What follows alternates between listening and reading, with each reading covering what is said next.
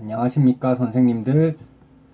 다문화 학교폭력 인성교육 10주차 11월 2일 마지막 3교시 강의 시작하도록 하겠습니다. 저희 이번 주에는 본격적으로 인성교육 관련한 주교재 들어와서 첫 번째 챕터 보고 난 이후에 이제 두 번째 챕터 인성회복 운동의 추진 방향에 대해서 이야기하고 있었습니다. 네 번째 추진 방향, 예술에 대해 이제 폭론문 안목을 가지면서 그것이 바른 인성과 연결될 수 있는 노력을 해야 된다. 이런 내용들을 살펴봤던 것 같고요. 이제 다섯 번째가 또 굉장히 중요한 것이죠.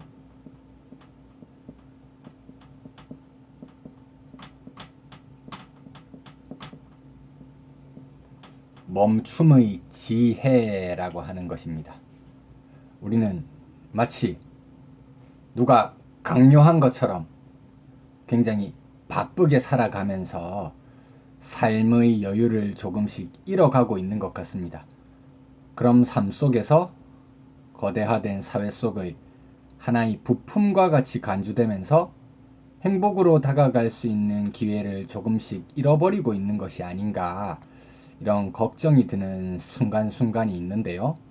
그럴 때 멈추는 것이 중요할 것 같습니다. 최근에 이제 선생님들 직무연수 온라인으로 들으실 때도 다양한 주제 같은 것들 스스로 선택해서 잘 들으시잖아요.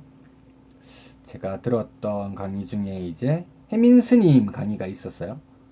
베스트셀러 쓴 걸로도 유명하시죠?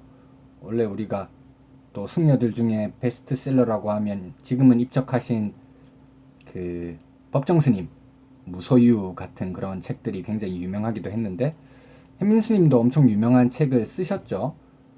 멈추면 비로소 보이는 것들. 새로운 말이 아닙니다. 불교에서 지관수행을 중시하잖아요. 밖으로만 치닫던 우리의 시각, 방향을 멈추고 내면으로 돌려서 나의 스스로에 대해서 되살펴 보았을 때 우리가 새롭게 볼 수 있게 되는 것들이 있습니다.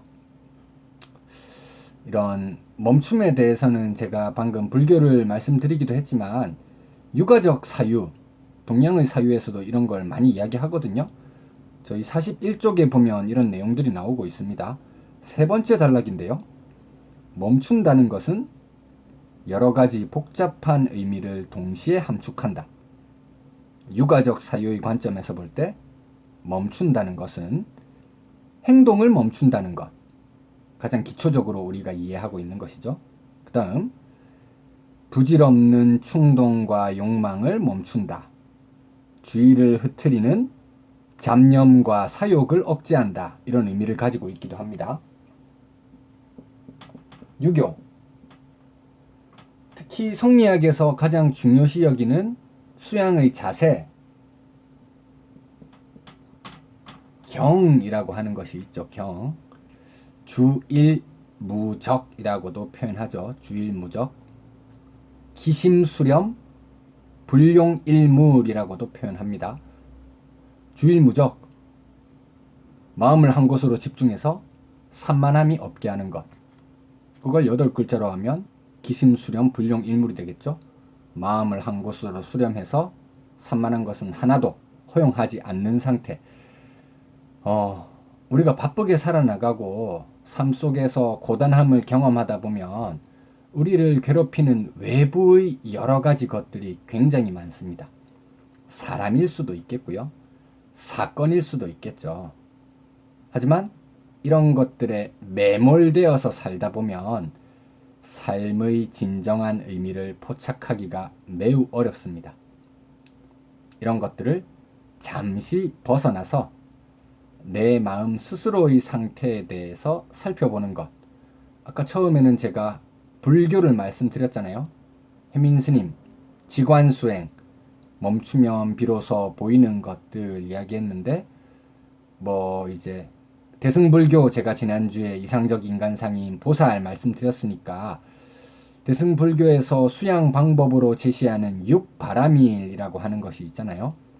고통으로 가득 차 있는 이 언덕에서 깨달음의 세계인 저 언덕으로 가기 위한 수행, 6가지 수양 중에도 선정, 사실 우리나라 같은 경우에 천태종도 있고 조계종도 있죠. 조계종 같은 선종 계열에서 참선 수행을 많이 하잖아요. 나를 괴롭히고 고통받게 하는 여러 가지 외물에서 벗어나서 가만히 앉아서 명상하는 것. 불교를 믿는 분들이 아니라고 하더라도 요즘 명상이라든지 기수련, 마음 챙김 도덕 이런 거 많이 들어보셨을 겁니다. 그것과 다 연결될 수 있는 내용이 이 멈춤의 지혜라고 하는 표현일 것 같습니다. 멈춘다는 게 사실 굉장히 어렵습니다. 사람은 욕심이 많기 때문이죠. 지난번에 이제 제가 프린트 자료로만 드리고 읽지는 않았던 내용 중에 그 도가이 행복론이라고 해서 노자, 상선약수, 노자는 도가사상가이기 때문에 자연의 도를 따르자고 주장하는 인물이잖아요. 그러면 자연의 도를 가장 잘 나타내는 것은 무엇인가?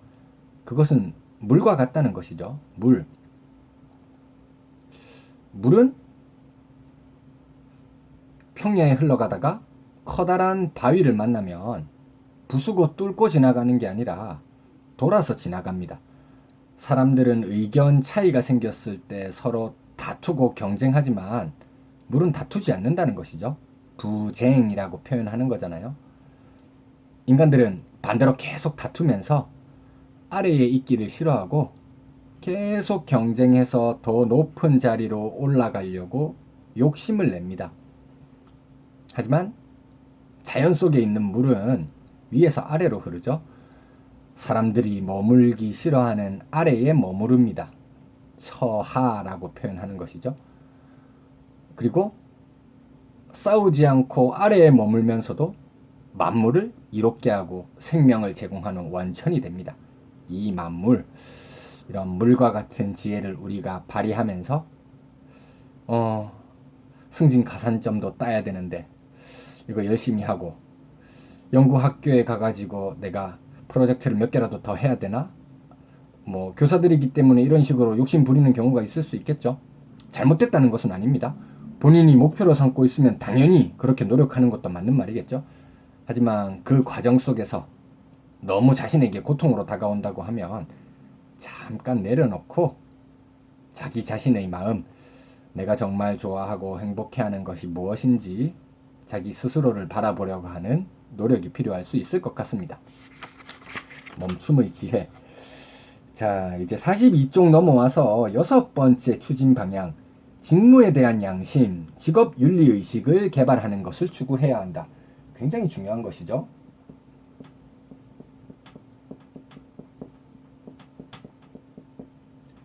인성교육진흥법 나오게 된 가장 실용적인 원인이 여기 있는 것 같습니다.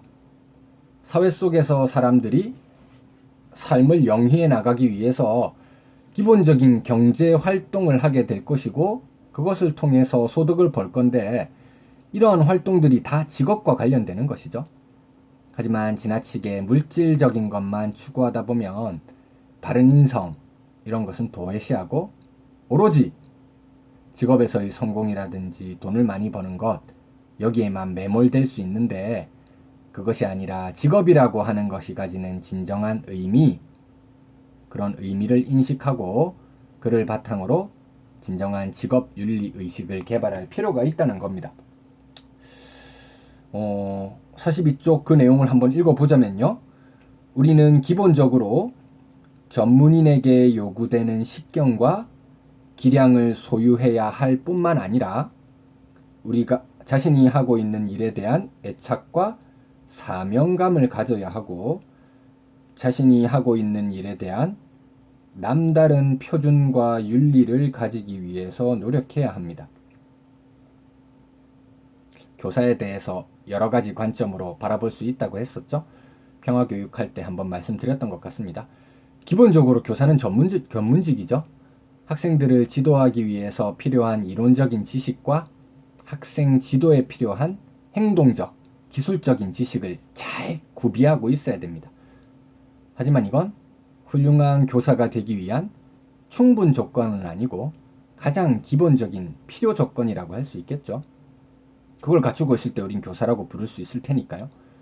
여기에서 더 나가서 훌륭한 교사가 되려고 하면 그 직업, 본인이 추구할 수 있는, 우리가 예전에 의무와 초과 의무에 대한 논의를 한 적이 있었던 것 같은데요. 초과 의무까지 해서 훌륭한 교사라고 칭송받을 수 있으려고 한다면 이런 단단한 직업 윤리 의식을 가지고 있어야 할 것 같습니다. 동양적인 맥락에서도 이야기할 수 있을 것 같고 서양적인 맥락에서도 이야기할 수 있을 것 같습니다. 서양적인 맥락의 이야기는 평화교육 할 때 한번 말씀드렸던 것 같기도 한데요. 그래서 서양적인 것부터 먼저 말씀드리자면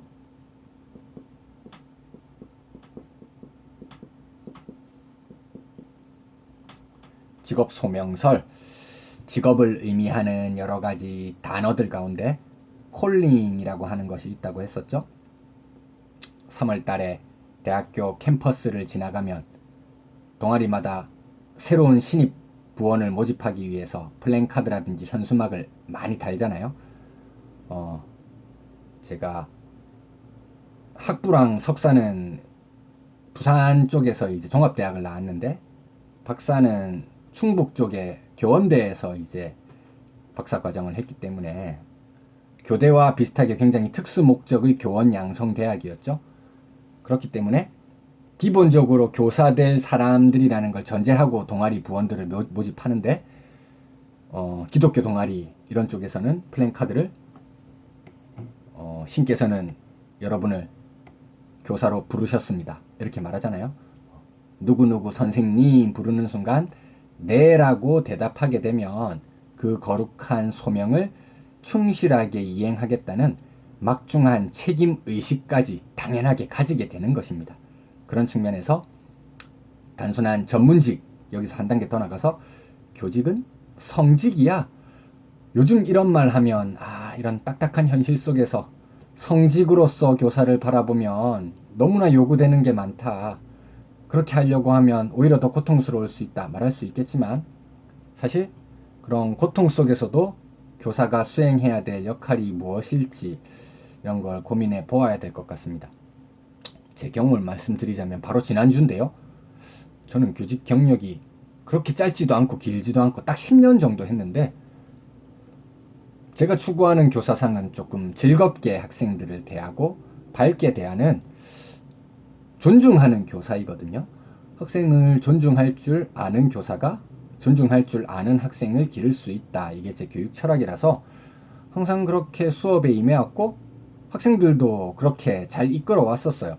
물론 말썽 피우는 그런 친구들도 있죠. 하지만 존중하면서 계속 이끌어 왔었는데 지난주에서 이제 어떤 수업 시간에 친구가 제자리에 안 앉아있고 다른 데 있더라고요. 그래 앉으라고 했는데 저한테 욕설을 했습니다. 그래서 제가 큰 충격을 받았어요. 10년 동안 교직에 있으면서 학생이 저한테 직접적으로 욕한 건 처음이었거든요. 물론 학생들이 안 들리게 혼잣말로 하는 그런 욕들은 못 들은 척하고 넘어갈 수 있는데 제자리로 가라 하자마자 그 자리에서 크게 욕을 하니까 제가 좀 크게 당황을 해서 어쩔 줄 몰라 하고 저도 흥분하기도 하고 이렇게 해서 요즘 뭐 교권보호위원회 이런 것도 있잖아요. 그래서 처음에는 교감 선생님 찾아가서 교권보호위원회 열고 싶다 막 이런 이야기도 하다가 2시간 3시간 정도 지나니까 또 마음이 좀 달래지더라고요. 교무부장 선생님께서 양식 이런 거 써서 들고 오셨는데 한번 제가 더 잘 지도해 보겠습니다. 이렇게 하고 그냥 넘어갔었는데 속이 상하고 이런 일이 있어도 학교에는 학생들이 있어야지 교사가 있는 것이죠. 그래서 제가 100% 훌륭한 사람을 만들지는 못하겠지만 어떻게든 무사히 다음 학년으로 진급시키자 이런 마음으로 참고 있는데 이제 이 수업을 이렇게 녹화하고 막상 또 내일 제가 그 교실에 들어가야 되는데 약간 두렵긴 합니다. 하지만 제가 가진 소명을 잘 수행하기 위해서 한번 잘 해봐야 되겠죠. 아마 선생님들께서도 이런 여러 가지 고충들을 겪으면서 교사로서의 역할을 수행하기 위해서 엄청나게 많이 노력하고 계실 것 같습니다. 그렇게 볼 때 정말 교사라고 하는 건 하나의 소명이 맞는 것 같습니다. 동양적인 맥락에서도 이야기할 수 있죠. 정명사상. 워낙 잘 알고 계시는 이야기일 텐데요. 특히 유교에서 많이 나오게 되는 것이죠. 공자가 제일 처음 이야기하고 공자를 계승하는 유학사상가들은 다 정명사상 이것을 인정하고 있는데요. 춘추전국 시대의 사회가 혼란하게 된 원인이 무엇인가? 개인의 정신적인 측면 그리고 개인 외부의 측면 이 두 가지로 진단해보자면 개개인이 너무 내면적으로 도덕적으로 타락을 하였고 사회적 차원에서 볼 때 개개인들이 자신에게 부여되어 있는 직분을 충실하게 이행하지 않는다는 것이죠. 그래서 이런 혼란을 극복하고 올바른 사회로 나아갈 수 있기 위해서는 우리 내면에 선천적으로 주어져 있는 도덕성인 인 이것을 확충하고 길러나가고 사회 속에서 내가 수행해야 될 역할을 충실히 직분을 충실히 수행하는 것이 중요하다. 군군, 신신, 부부, 자자. 임금은 임금 나름대로, 신하는 신하 나름대로, 그리고 부모와 자녀는 각자 나름의 역할과 직분이 있기 때문에 그에 알맞은 것을 충실하게 수행하면 사회 역시 조화롭게 작동되어 나갈 것이다. 이런 측면에서 자신의 직업을 소중한 것으로 생각하면서 그것에 따르는 직분을 충실하게 수행한다면 이런 직업 윤리 정도만 돼도 우리 사회가 훌륭하게 작동되어 나가지 않을까 이런 생각이 듭니다. 하지만 그게 가능하기 위해서는 고차원적으로 요구되는 것이기 때문에 특히 초등 지금 저 수강하고 계신 선생님들께서 지금도 많이 노력하고 계시겠지만 많이 수행하고 계시는 부분이 기초적인 생활 예절이라든지 지식에 대해서 많이 가르쳐 주시잖아요. 이 부분에 대한 교육이 빠짐없이 올바르게 이루어져야 된다는 게 7째 방향이 되겠죠. 43쪽에 나오는 겁니다. 7번째, 기본 예절에 대한 자율적인 실천력을 증진시켜야 한다. 어떻게 보면 상충될 수 있는 표현이죠. 기본 예절, 자율적인 실천력. 자율적이라고 하는 건 고등적인 사고 능력이 발휘되는 것이거든요. 근데 이게 발휘되기 위해선 저차원적인 기본 예절부터 습관적으로 몸에 익히는 스텝 바이 스텝의 노력이 필요하다는 겁니다. 그 내용을 한번 살펴보도록 하겠습니다. 기본 예절은 다른 사람을 존중하고 또한 사회적 관계를 촉진시키는 일상의 생활 방식이다. 우리나라는 이런 걸 원래부터 좀 소중히 여겼었죠.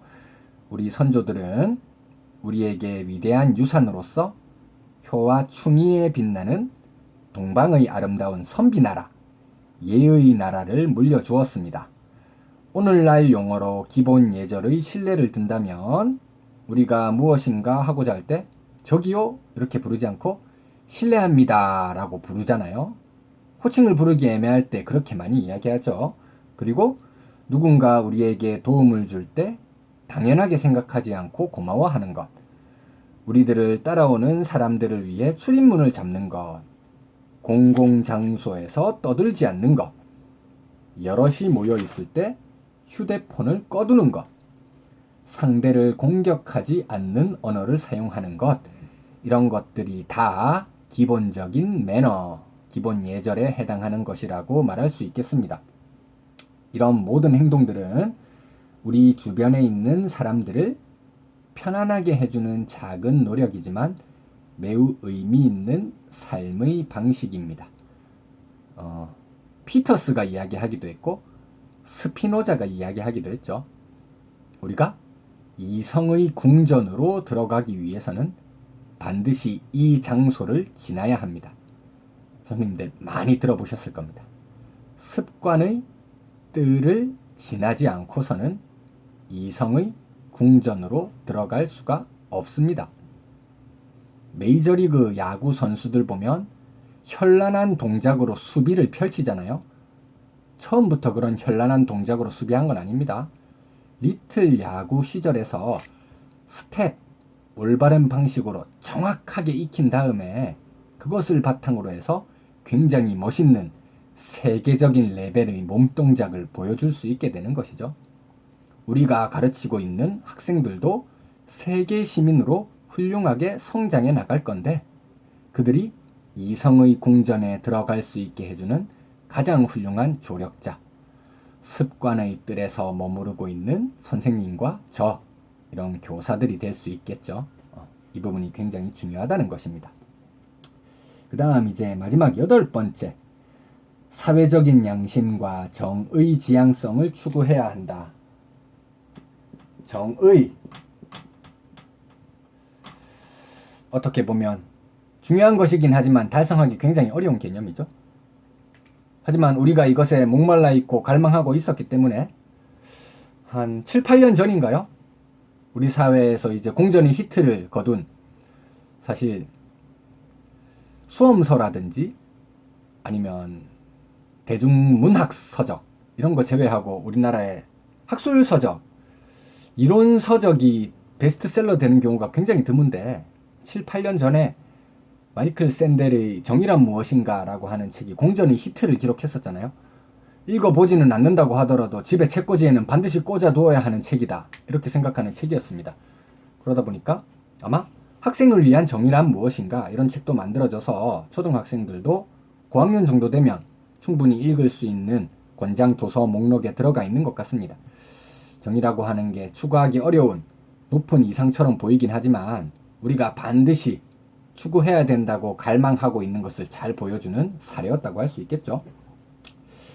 사회적 양심과 정의 지향성 추구하기 위해서 어떤 노력이 필요한가? 44쪽의 내용을 함께 보도록 하겠습니다. 국가 차원에서 인성 회복을 위한 가장 중요한 시도 중 하나는 국가 구성원들로 하여금 강력한 사회적 양심과 정의에 대한 헌신을 발달시키는 것입니다. 사회적 양심과 정의가 추구되어야 비로소 우리 공동체에서 협력 관계 및 신뢰 관계가 구축될 수 있기 때문입니다. 우리 사회가 공정하게 운영되고 있다는 믿음이 있어야 협동이 가능하고 신뢰 구축이 가능해진다는 이야기입니다. 그래서 이런 표현도 썼었죠. 이제 임기가 얼마 남지 않았지만 지금 대통령이신 문재인 대통령께서 취임사에서 이야기했던 것 같습니다. 기회는 균등하게 갈 것이고 절차는 공정할 것이고 결과는 정의로울 것이다. 이 세 가지 구절이 다 함의하고 있는 바가 있는데 결과적으로 정의로운 사회를 달성하고자 이렇게 포부를 가지고 이야기하셨죠. 남은 임기 동안 그것을 더 달성하시기 위해 더 노력할 것이라고 생각하고요.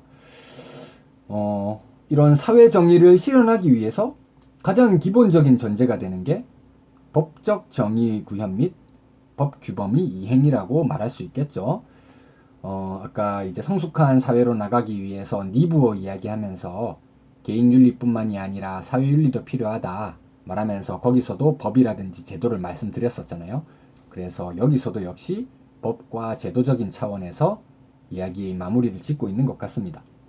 법은 개인과 사회에 부당한 피해를 줄 수 있는 행위를 규제하는 규범으로서 대표적인 최소 도덕에 해당합니다. 이것이 지켜지지 않으면 타인의 권리를 침해하거나 사회의 안정과 질서 그리고 신뢰 관계를 위협하기 때문에 사회 정의를 실현하기 위해서는 국가 구성원들로 하여금 규칙을 준수하고 법을 이행할 수 있는 자질과 태도를 길러주어야 한다. 이렇게 이야기하고 있습니다. 저희 교육에서 특히 인성교육, 인성회복운동이 추진해야 될 여러 가지 방향들 8가지 정도로 나누어서 살펴보았었고요. 저희 교재의 내용이 많기 때문에 전체를 다 다루기는 어렵고 이렇게 중요한 부분들을 조금씩 지목해 나가면서 필요하면 제가 추가적으로 논의를 더하는 방식으로 이어나가 봐야 될 것 같고요. 교재 챕터가 많은 것에 비해서 오늘 그렇게 많은 챕터를 하지는 못했죠. 또 다른 중요한 내용들도 많은데요. 저희가 시간이 허락되는 수준 안에서 다음 시간에도 이제 3챕터부터 시작해가지고 순차적으로 한번 진행해 보도록 하겠습니다. 이번 주 이제 인성교육 교재 통해서 또 새롭게 강의 진행해 나가시느라 많이 수고하셨고요. 다음 주에 또 뵙도록 하겠습니다.